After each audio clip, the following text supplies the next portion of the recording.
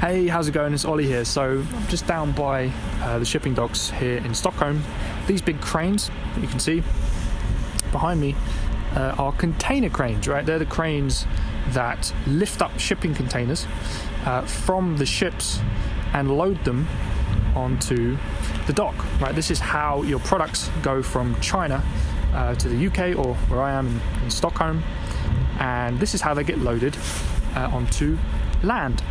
So while I've been here, I've been quite inspired, right? This is quite an inspiring place. Why? Because these things are so massive, and if you just think about the amount of containers they process every day, and just how many products are being moved through these ships and onto land every day by the freight forwarding companies here, it really is staggering. Like, for some reason, there aren't any containers here today. I'm not entirely sure why. Maybe it only gets full up when a new ship comes in, and I think this isn't the biggest port in Stockholm. I think the biggest one is 50 kilometers south from my research. That's what I found out. But usually, or some days, this whole shipyard would be full of containers. And if you go to the bigger shipyards, I mean, they've got several ships coming through every single day full of containers. So it just got me thinking, you've got companies like the big, huge retailers in the UK, such as Tesco's, Asda, Morrison's, right? You've also got Amazon themselves and all the big buyers, such as Samsung and all these huge companies who buy huge amounts of stock, and lots of it gets manufactured in China, and they're ordering this every day, every week, every month throughout the year. These companies are huge, right? I mean, just ridiculous amounts of volume, ridiculous amounts of scale.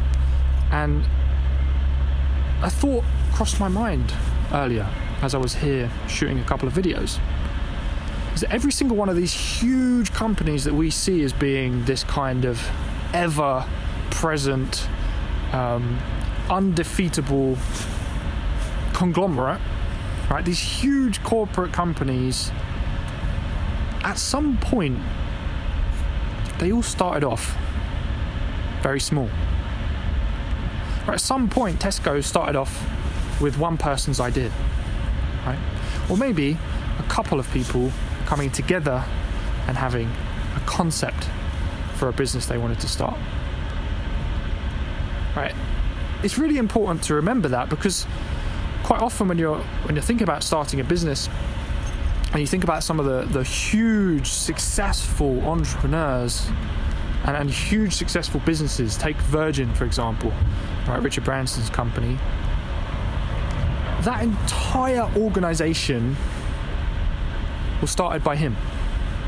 Just Richard himself. In the beginning, he had the idea to do it. In fact, he started off with a student magazine, and he had this idea. I think he was about 16 when he launched it, or so. He was young, and his idea was to shed a light on students' views about the Vietnam War. Right, back in the 70s, they didn't have social media, they didn't have Twitter, and so really getting your voice heard was tough. In fact, you'd need to contact gatekeepers, you'd need to get in touch with the media, you'd need to ask somebody else and borrow somebody else's platform if you wanted to get your voice heard. Nowadays, you just do a tweet or a Facebook post or whatever, right? It's easy. And if enough people care, there'll be a trending hashtag and it takes off. Back in the 70s, that wasn't a case. It was an issue, right? There was a gap in the market for students' opinions. Richard started the student magazine. Obviously, it took off wildly. And then from that, he started working on other things. And fast forward to today, Virgin is obviously a huge brand in the marketplace, right? It's like a super condensed version of Richard Branson's biography, right? Somewhere along the way, he bought his first Boeing and grew the airline and expanded to trains and music and whatever else. But the point is, it was all started by him. And as I've been running businesses for the past few years, I've seen more and more examples of entrepreneurs who are at the starting point of that journey or are a little bit further along. For example, I know a guy, his name's Kunal, right? I had him interviewed him in one of my platinum programs, my platinum coaching calls, and he owns a brand, okay, or I don't know if he's with them still now, but he built a brand called Mobros, right, which is they run products for people with beards, okay, so they do beard oil, they do trimmers, they do all kinds of things to do with beards, and they have subscription offers and things like that. And it's a huge international brand now, right? They're doing 2.5 million a year in sales. They're selling internationally. They're selling in retail stores. They've got their products in Next and Debenhams and all these high street stores. They've got investment from people like Peter Jones and these huge entrepreneurs who really believe in the company. And now it's a massive brand, right? But Kunal and his brothers started by selling just a couple of bits on eBay. That's how they started. They had like something like, I was talking to him, he was saying he had like 20 units or something of this, I think it was like a beard oil with like honey in it that they basically made themselves, and they just stuck it on eBay. And that was what started the company, right? And now they're getting so much stuff made, so many products being imported from China, the manufacturers creating it in the UK, it's been distributed across to all these retailers, and now they're an international brand. And there's a certain level of inevitability with them, and everyone assumes that this company's been around forever, but actually, right, it was just started by a couple of dudes selling stuff on eBay. So I just wanted to create a video really just to give you a little bit of perspective and to remind you that, it doesn't matter how big a company is right now, at some point, one person had an idea in their mind and they just thought, I can get this started, right? And it's just completely exploded. And there's no reason why, if you're watching this video and you've got an idea, you've got a product you think might sell, you couldn't do the exact same thing. So, hope this video gave you a bit of inspiration. Just a reminder, really. I thought I'd tell you a couple of stories, seeing as I'm here with a cool backdrop, and hope it was inspirational. Look, if you want to get started, you want to get your business moving, create something which could be, unbelievably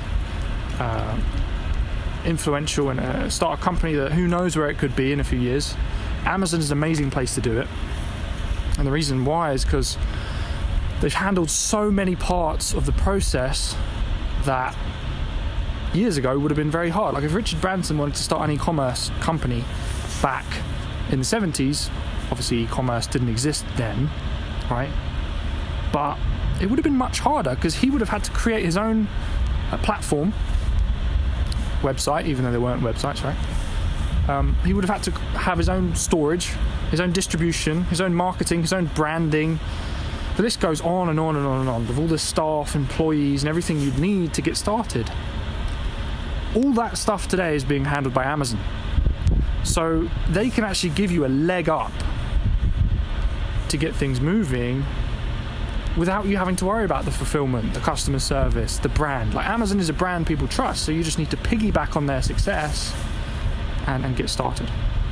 And if you want some help with how to do that, and you have an idea and you're one person, you want to eventually build a huge company, click the links in the description. There's some help there to help you get started. And who knows, you could be the next Kunal of Mobros or the next Branson of Virgin. I mean, who knows where this could go, right? It's crazy. Every massive business on the planet right now was started by one person.